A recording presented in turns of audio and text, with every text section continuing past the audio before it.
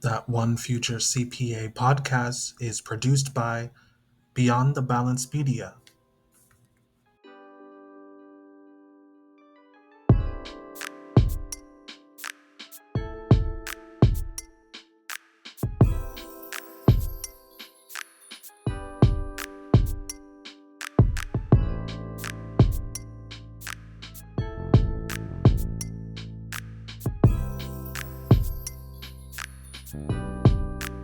Housing isn't just shelter to everyone. It is a spreadsheet. And for most people, the numbers don't foot. In the US, the average house now costs 8 times the median household income. Rents are rising faster than wages. Institutional investors own entire suburban neighborhoods. We call it a market, but it's really a mirror, reflecting how policy, credit, and culture all decided that a roof over your head should also double as a profit center. This is that One Future CPA podcast. I'm your host, Christopher Dickerson, and today we're auditing the real cost of American housing, not from the top down, but from the ground we're all standing on. Now, today I've been joined by two guests who host their own show, their own podcast that tackles culture, career, and everyday life with honesty and humor. And we wanted to bridge these two worlds because when you look at housing through the eyes of young Black professionals, college educated, working, still trying to get established, you see how personal the numbers really are. So I'll give you both a chance to introduce yourself for the podcast. So I am Gift from QFM Podcast. So what we talk about, and Christopher, thank you for inviting us, is that we talk about a lot of things that do challenge the human mind. That is not only with things that is financial, but it could be more of like musical, self-entrepreneurship, and as well as just social challenges that we face. And then we got as well as Kenny J here, and you can introduce yourself as well. Hey everybody, my name is Kendall. I go by Kenny J. I'm also one half of the QFM podcast. We're on YouTube, Spotify, Apple Podcasts. Pretty much just to pay back off what Git was saying is that, we also want to like bring in more perspective because everyone has a different walk and aspect of life. So as long as, censorship is still a thing, we always want to make sure that everybody has a chance to express their opinion and their perspective on, at least the show or, what they have going on as well. Yeah, thank you both for being here. Really excited. Of course, this is the first time for people who've listened to my podcast over the last 2 seasons that we've had guests on. So it's really exciting, different sort of format, and really excited to get into this conversation. So first, I really wanted to begin with like quite the obvious question, which is, or the first segment here is, why is housing so expensive? People always point to supply and demand, but supply isn't just homes, it's also financing, right? So demand isn't just buyers, it's also these institutional investors. After 2020, interest rates dropped to record lows and capital flowed in. Hedge funds, private equity began buying starter homes. Construction costs rose by 35%. Zoning laws kept density low. Everything that could limit access really did. So my first question for you all is sort of, when did you first realize home ownership wasn't going to be as straightforward as you were taught?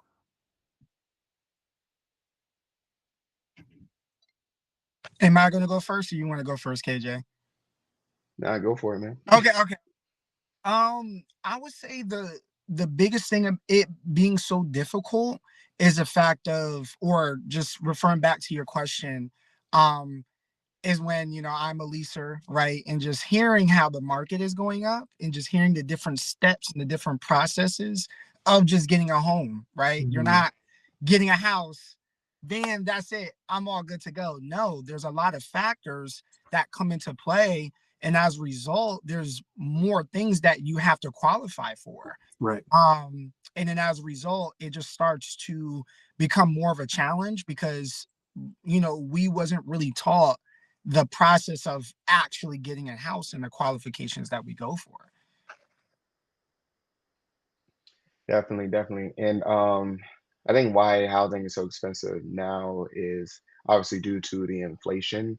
Like back in the 70s or 60s, you can obviously get a home from off of just one income. Like Right. somebody can like go out, do a job, and come back and have a stable life.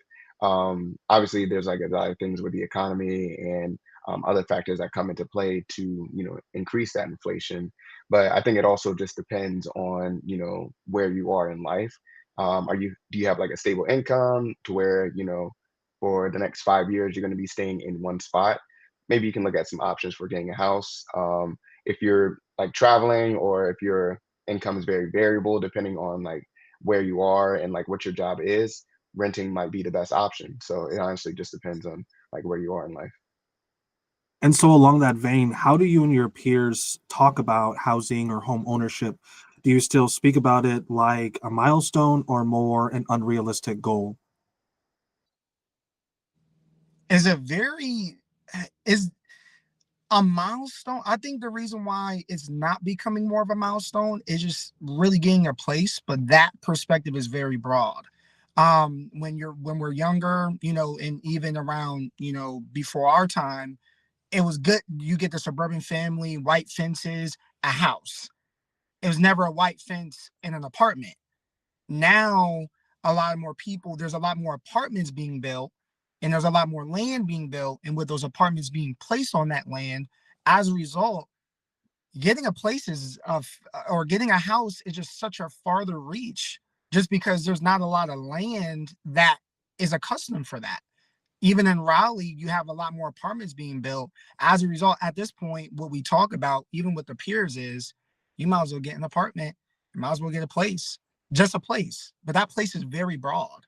So it's not less talked about because there's a lot more apartments being built instead of a lot more houses, because the dream of getting a place is so different now than what it was back in the day. Mhm. Yeah, I mean, the way I see it, it's definitely a milestone because it's like almost that big accomplishment that you go through. Like, for example, if you the first in your family to graduate college, that's a huge milestone. If you got your car, or like finally reached that level of independence from your parents, that's a huge milestone. So when you get that home, it's like that level of relief that society can like bathe on you. But I think to get to this point is just like having that place in general can also be that milestone too, whether that's just renting or getting an apartment. It's almost like a sense of freedom to represents that independence within yourself, and like those chains that are being broken away from like what you was doing before. I hope that makes sense a little bit. Yeah, and to the point of rising costs, in 1990, a starter home was about four times the average household income, and today it's eight times the average household income. So the math alone tells us that affordability is being reallocated, right? It's not really disappearing. So there are really two Americas, right? There are people who are still able to buy homes because their income has risen with, the stock market or with their parents holding in real estate. And there are some people, like you said, who have reallocated the dream to just having a place, right, having a home, whether that's an apartment or whether that's a townhome or whether that's a single family home, a starter home. I think the last question I really have is sort of what is, as Black professionals, as Black working young professionals in this economy, what was one moment that made you sort of think that the system wasn't entirely built for us? I think you good? Yeah, go ahead. Go ahead. I'm sorry. Okay, okay, good. Yeah, I was a little bit excited about this. I think from society wise, I can even see it from like a historical background.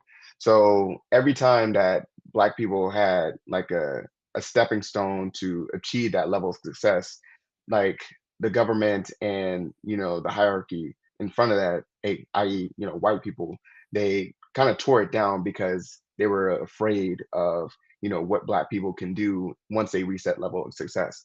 So one prime example of this would be was Black Wall Street. You know, all these Black businesses where they was doing good and it was living in 1960s, they tore it down and burned it because they didn't want Black people to reach that level of success.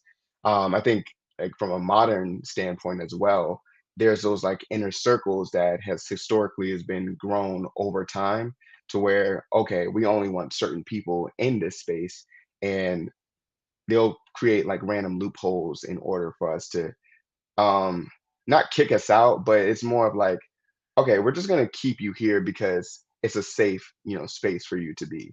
Like we don't want you to, grow and reach to this level. We'd rather just have you here and just keep it that way because that's the safe way for us to do.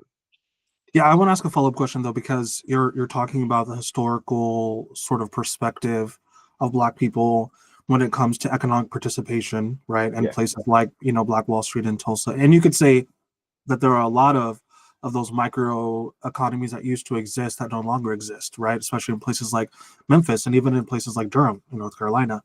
So I Yeah. wonder, as when did that historical perspective become real in your modern perspective? Was there a crystallizing moment? Was there an interaction? Was there something that told you like, oh, I'm seeing that historical suppression of economic participation in my real daily life? Can you think of a moment when that might have happened to you?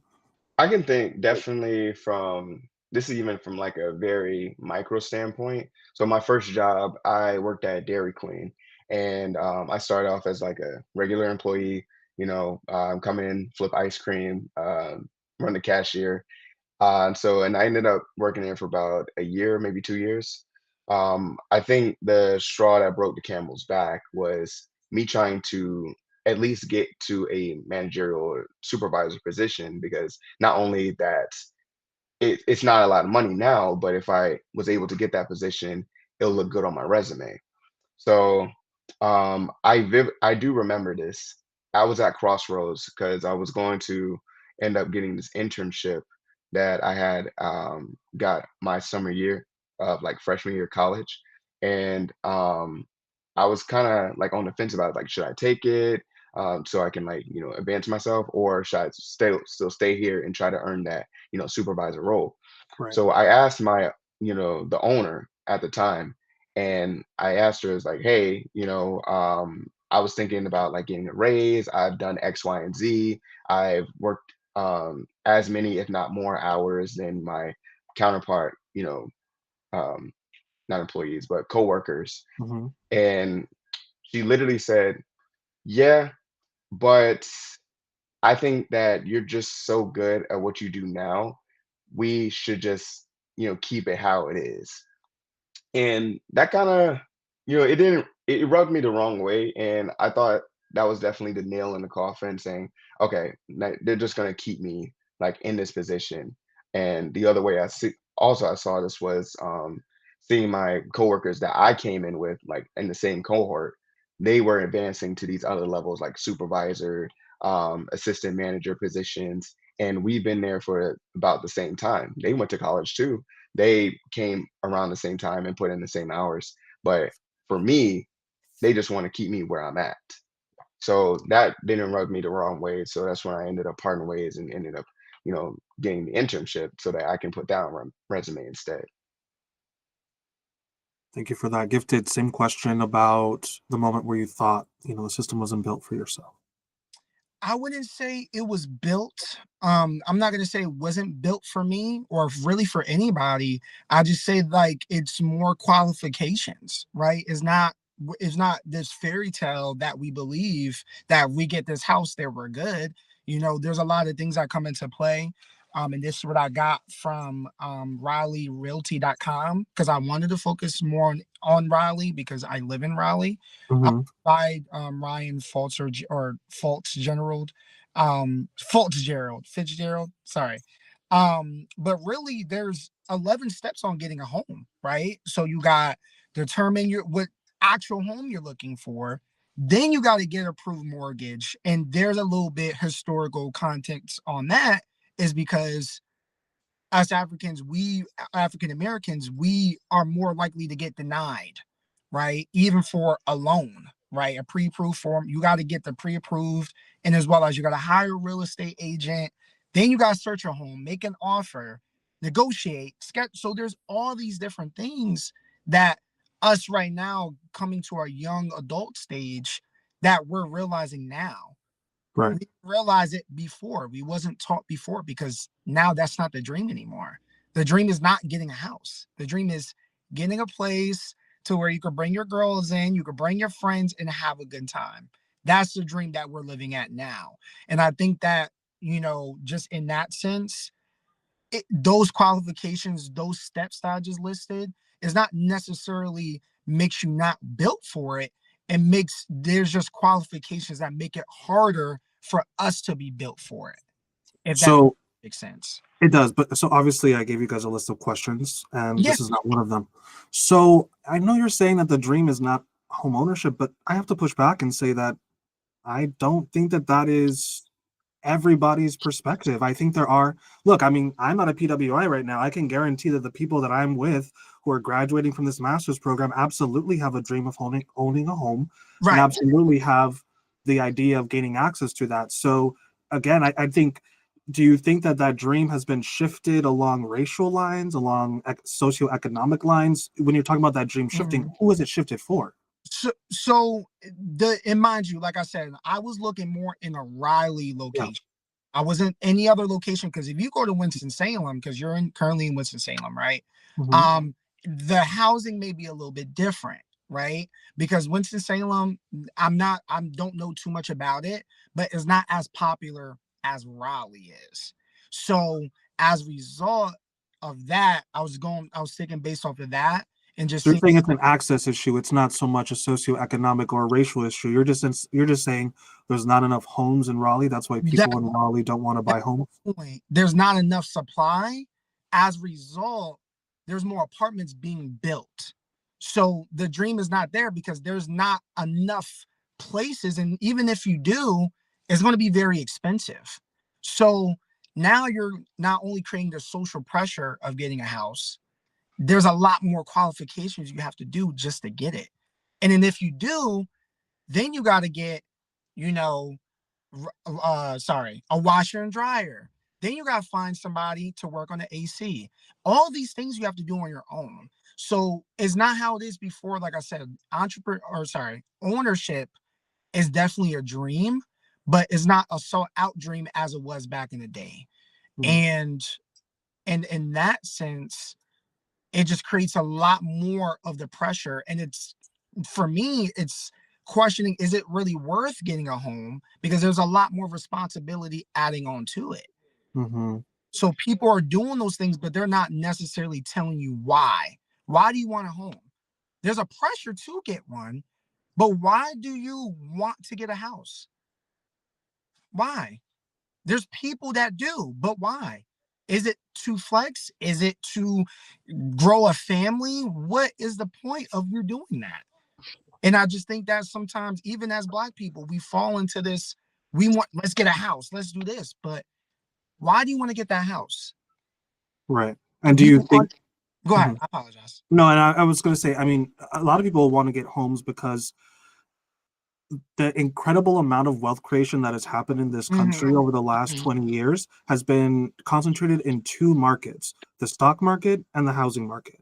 And so people who don't have participation in those markets are being left behind. And this directly correlates to our last episode, the Jenga economy, which was talking about how lower and middle income wage erosion is leading to a lack of home ownership, which leads to a lack of appreciation. And that appreciation has allowed people to send their kids to college, allowed people to, build businesses, which gives them independent revenue streams. So I think that, to your point, and this is leading us to our next segment about the ledger, is that there's a lot of reasons to want to do home ownership. However, Black and brown people in this country have faced systemic barriers that have made home ownership not only unattainable, but also feels unnecessary, right? So if you have to jump through so many hoops to do something like buy a home, and then you still have to pay for the AC, as you mentioned, and you still have to do all these extra things, in some ways it becomes almost philosophically unnecessary, right? You think to yourself, it's so difficult, right? We have to deal with things. And I have here, we inherited a housing system built on red lines and exclusionary zoning, right? It's been digitized. Now we've layered credit scores on top of that, right? And we're calling all of this progress. But if you're a Black or brown person in the United States, you might look at that and say, all of these hoops are unnecessary, and I have no idea why I even want the home, to your point, and that reduces home ownership. The funny thing is that accounting, it sort of carries this forward, right? This idea of systemic barriers to home ownership. And this sort of brings us to our next question. our next bland question, to be fair. When you hear Black home ownership gap, what does that mean to you? Is it a fixable gap, or is it culturally, a write-off? Black home ownership will always be less than, white home ownership in this country. So as a write-off, what did you mean by what do you mean by write-off? Can it be fixed or can it not? I do think there is a big gap, like as you were saying, and my point is, in all, like, my whole perspective on it is never to discourage, right? And as a result of me not discouraging it, I do think it's fixable. I do think that the qualifications are a lot stricter because of what you were saying, the redlining, and also the higher denial rates of just getting a loan, right? So I do think it's fixable, but it's going to take a lot of changing and also a lot of supply, right? There's a lot of different factors on you actually having Black entrepreneur, or so I keep saying Black entrepreneurship, Black ownership. But you know what, though, like, not to butt in, but it is the same thing, because, when you own a home, you're able to pull that equity out, and then people are using that money for down payments on businesses, or, open up a franchise restaurant or something. So these two things are connected. Black home ownership is connected to Black entrepreneurship. So perhaps it's just a serendipitous sort of connection that you're making. But I mean, I think it is connected. Right. And definitely right. But it's the motive on why you're getting the house, right? So you could lead to the same thing. It's the motive. So it's like, for us to get through the discrimination, to get through whatever we need to get through, to be able to promote more of Black entrepreneurship or Black ownership, why getting that house? We fall into this pressure of, let's have our house, but why are you getting it? We need to make sure that our motives is correct for us to be able to promote that. Because a lot of times we hear it from people that are just saying get a house, but they're not teaching the financial side of it. They're not teaching redlining and blockbusting. They're not teaching the fact of when you trying to sell your house compared to a Caucasian owner, that their house will be more expensive than you are just because of your race. So all I'm saying is we need to make sure that when whatever you're getting into, especially with ownership of getting a house, we need to make sure our motives is right, so we're not making the wrong decision. We're not making the wrong financial decision. So I'm saying that we just need to be cautious of that and be more educated, so that way we're not making those same mistakes of getting a house and not knowing what to do to make that flourish. Right.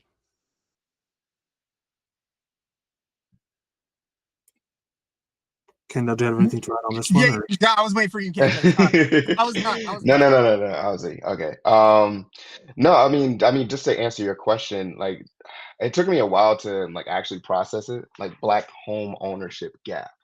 At first, like, I processed the question as like, okay, Black home ownership gap, white home ownership gap. I At first I thought it was just more of just like another layer to just put on top of just being like, oh, this is like Black home ownership versus white home ownership. So it was just making it more about like a race thing versus just like home ownership as a whole. Like, what are the problems and issues that people, go from that space? But then on top of that, there's like an extra layer of saying like, oh, okay, so not only there's issues with, getting a house and like the things that come along with it, we also got to add some race into it and say like, oh yeah, this is more of like a Black home ownership issue than just like home ownership in general. Does that make sense?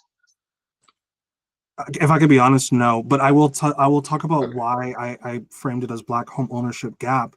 And it's not just some race thrown into there, right? So when you talk about Black home ownership, or you talk about Black Americans in general, it's not a racial issue. It is a socioeconomic issue that is attached to the race that cannot be decoupled, because our policies have made it where socioeconomic issues are coupled with race. So when you talk about home ownership, you almost can't speak about it in isolated terms and just of sort of Black or white or rich or poor.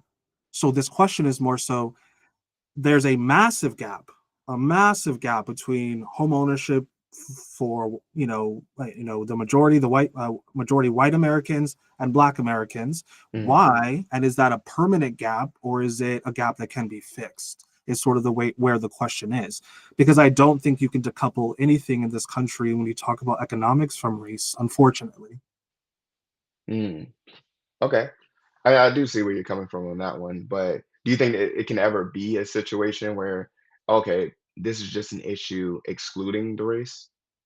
Because I No. think that's like a lot of that's what makes this like the nation pretty diverse, is because we do add a lot of race into it. Yeah. No, I don't think that you can without to to speak about home ownership or any economic sort of issue in our country without race is to remove all historical perspective from the conversation, because you know it's kind of like, why do certain neighborhoods have more appreciation over the last 60 years related to other neighborhoods? Because they kept Black people out of those neighborhoods, Mhm. right?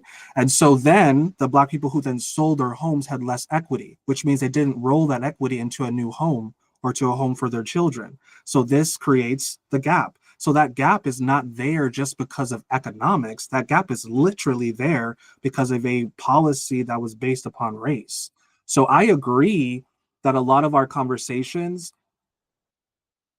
can be better served if they're more focused on a broader set of factors or issues like home ownership. However, I can't remove the historic, especially with housing, because housing is one of those things where like you could literally look at maps from cities from the Yeah. 60s where they were like no Blacks.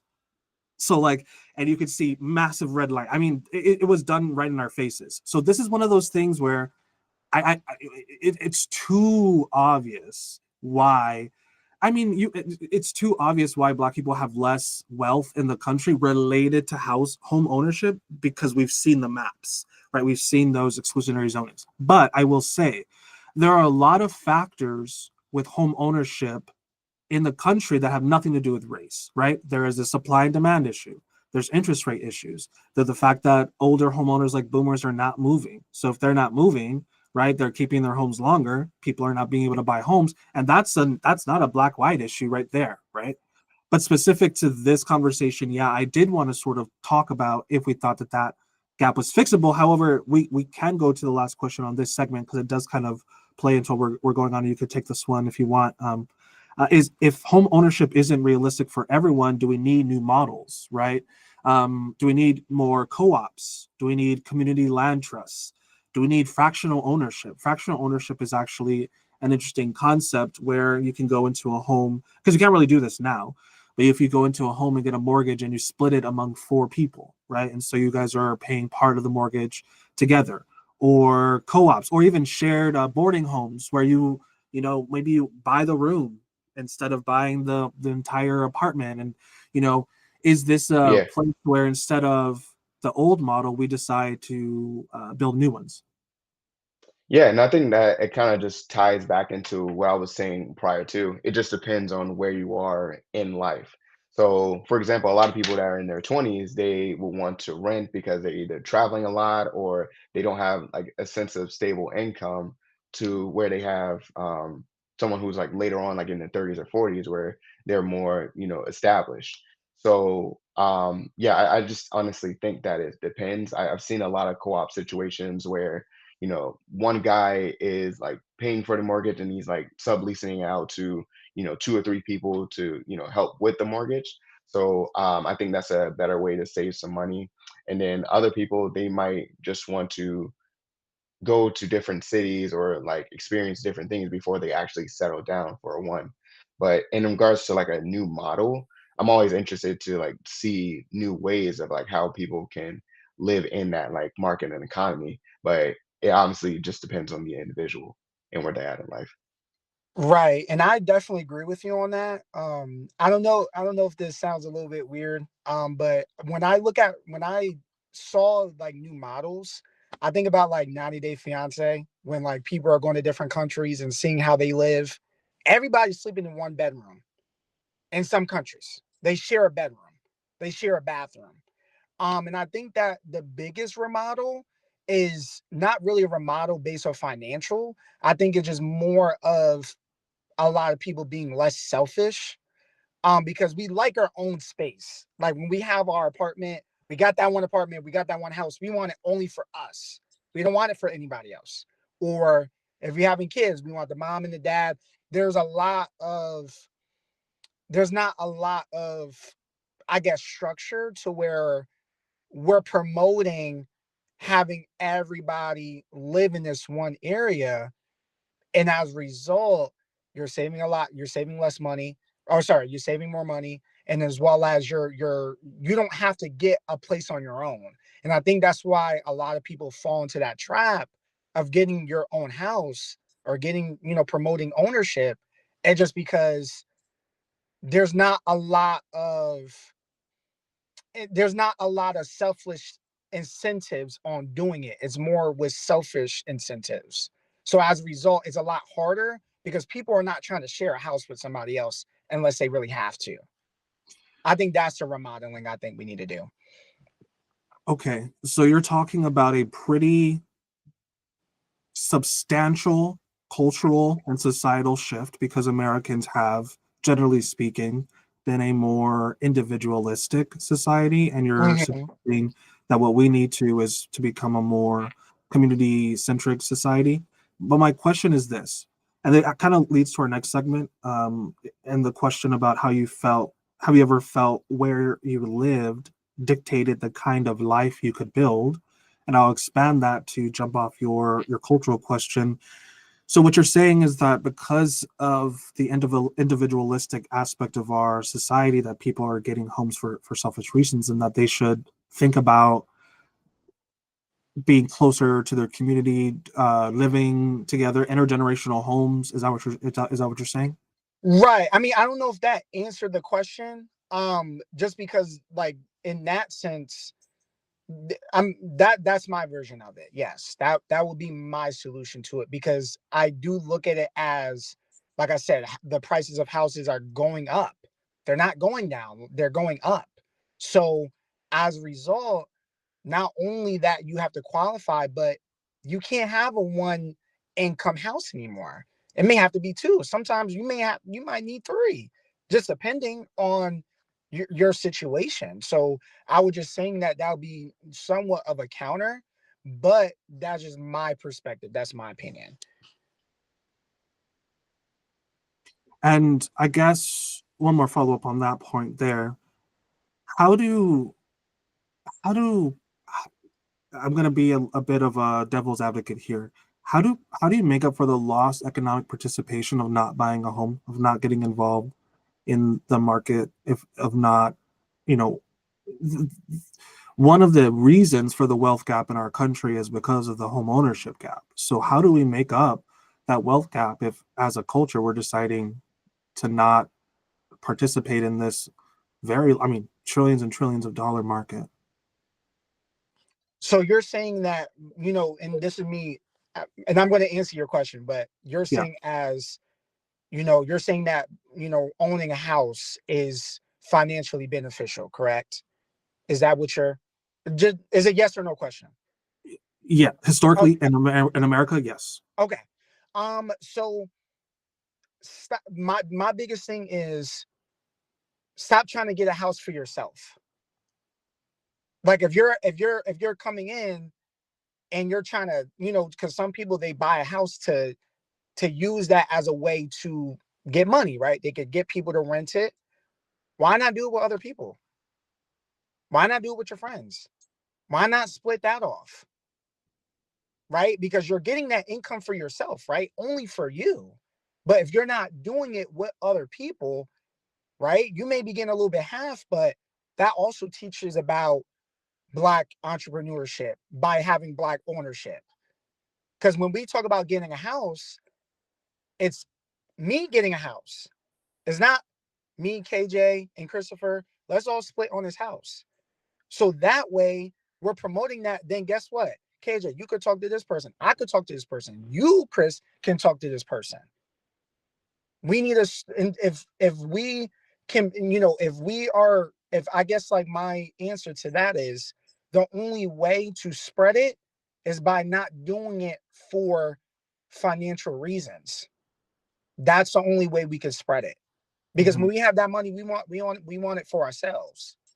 We want all that money for ourselves. And that's fine. But if you know that these prices are higher than what it was back in those days, why not work with somebody to do that? I mean, does that make sense? Yeah, it does. It does make sense. So my last question on this segment then is, when you think about a home, is it a place? Just to wrap this up, is it a place or is it financial security? I think it could be both. Exactly. Like Yeah. it's definitely both. Because one, like Gifted said that you have a place, whether that's like a home, an apartment, or even a shed in your backyard. It's it's still a place, you know. Um, and then the second one you said for equity, or was it the second one? Financial security? Financial security. Yeah. I think that's also a component of it because if you think about it, it is like the good financial route to go from like a long-term sense. Because when you put it into rent, you're just pretty much paying somebody else's mortgage and making somebody else rich, you know. Right. And the average first time home buyer in the United States right now is 40 years old, and the average age of a repeat home buyer is 59 years old. So there are a lot of people who are completely priced out of the market and are unable to make even that decision to try to find financial security through buying a home. So I think it's very interesting because there's a lot of different reasons why people buy homes. I'm not an advocate for buying homes in general. I am an advocate for economic participation. And so if someone was in the position, because again, like, people will say all day long houses are expensive and stuff like that, markets are still on fire. And they'll say, like, I literally read an article in the Wall Street Journal that said the luxury housing market has never been hotter, and that they'll probably see their first $200 million listing ever in the country.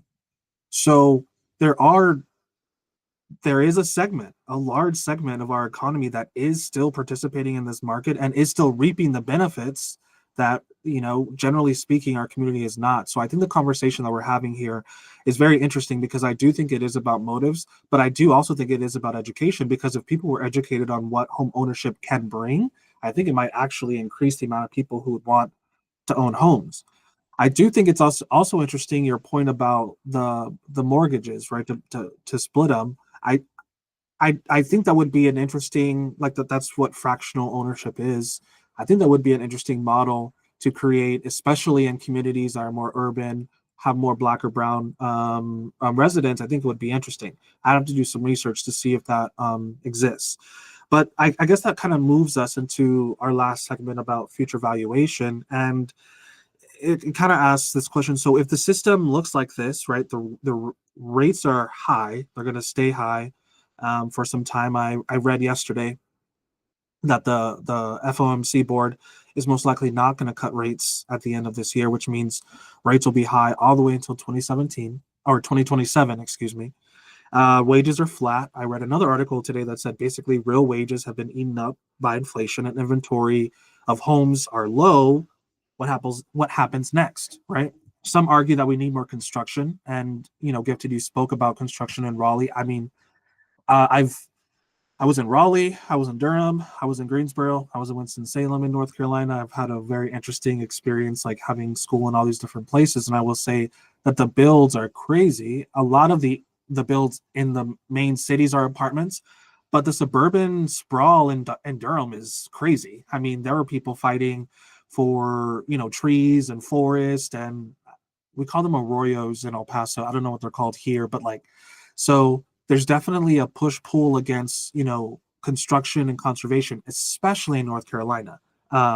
So some argue that we need more construction. Some say we need more credit models. That's what we're talking about here, about fractional ownership and what have you. But what if the problem isn't so much the inputs, but the premise of home ownership? And so this brings us to our first question. What would it actually take for housing to feel affordable again?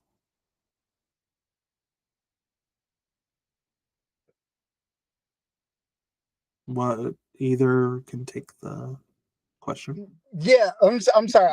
That was a really good question. I mean to be affordable, I don't think that.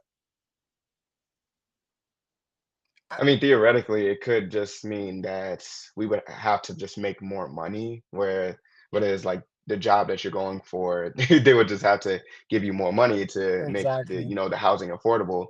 But I mean, that's just more of like a rocket wish. Obviously we can't really, increase the wages because that's only going to increase the inflation even more. So it's kind of like a double-edged sword. But what would it take to make it a more affordable?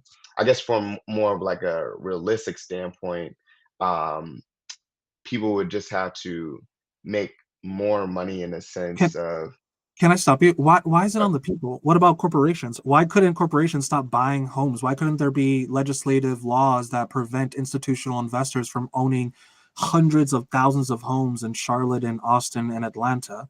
Why can't we work to create, why can't mortgage companies work to create new models? I agree that, yeah, people might have to make more money, but I mean, there's so many things in the market themselves that yeah.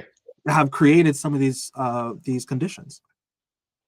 Yeah, no, I totally agree with you how like the government, even like these capitalist country, I mean not countries, but companies Yeah. can, like cut down on these certain types of wages and laws for it to make it make it less. But I think the way I see it is like what goes around comes around. So if we like bring down one problem, then it's just gonna cause another disruptance on the other side, which would create more issues on the back end. Okay. Um, so what if affordability is not the goal? What if we no longer look at housing as an investment? Because in America, it is. I mean, I'm speaking here like it's an investment because it is. That's just the reality. But what if we Mhm. think about it no longer as an investment and as a right? Because we've been speaking during this entire podcast about housing as a commodity. But what about housing as a right? Mhm. And I wanted to go back. Well, say that question again. I apologize. I apologize.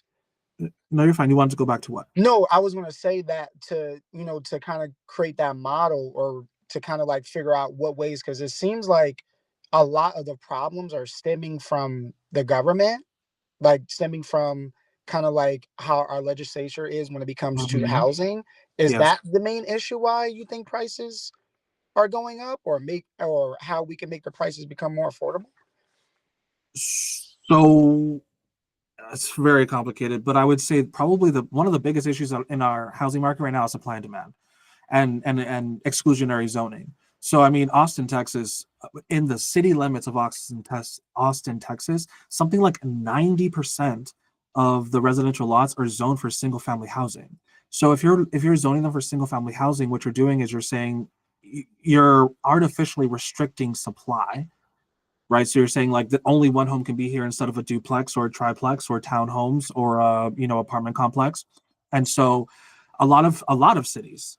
I mean, you can go to Atlanta and you can be in Midtown Atlanta for 6 blocks, and then you go outside of those blocks and you're in single family zoning.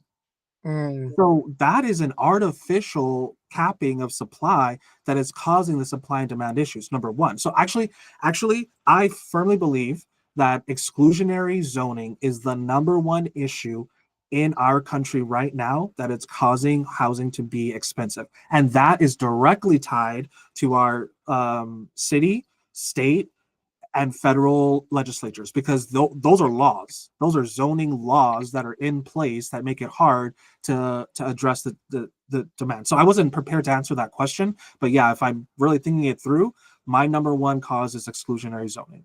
so are you saying as well, like for example, right? Are you saying like, oh, this is a 55 and up community? Would you consider that as that or no?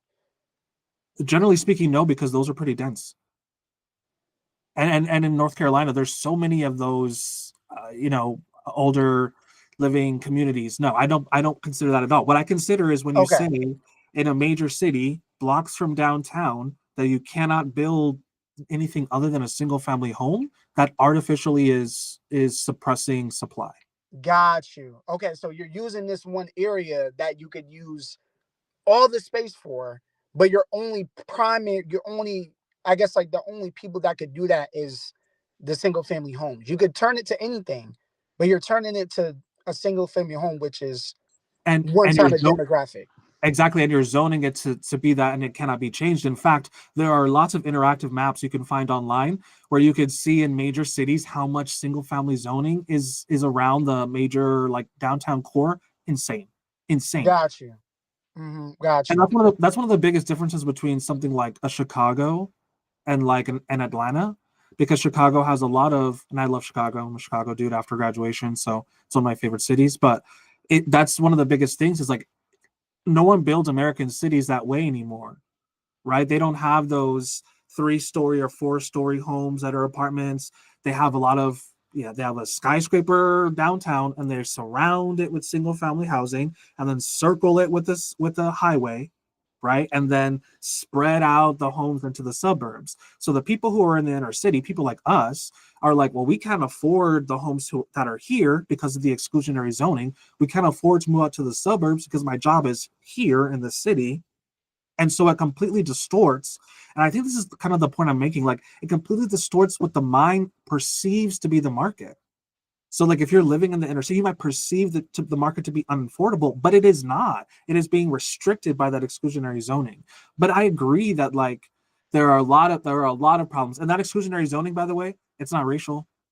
That's legislative, right? That's a law. So that's what I'm saying. There's so many factors here that cross economic lines, that cross racial lines, that are very, I think, very simple. If people in these cities realized, oh, this is my own city council that is saying we cannot build an apartment here, well, that seems a little wacky. So Do you think that there should be like more of a mixture then in that case? Like instead of just having a certain exclusion to, suburban like single families, and then in the inner city you have duplexes, triplex, all those. Do you think it should kind of just be mixed in one whole like gumbo, or like what do you think? well, listen, I was in a meeting a couple of days ago and someone called me a libertarian. I won't say that I'm a libertarian, but what I will say is that the free market decides.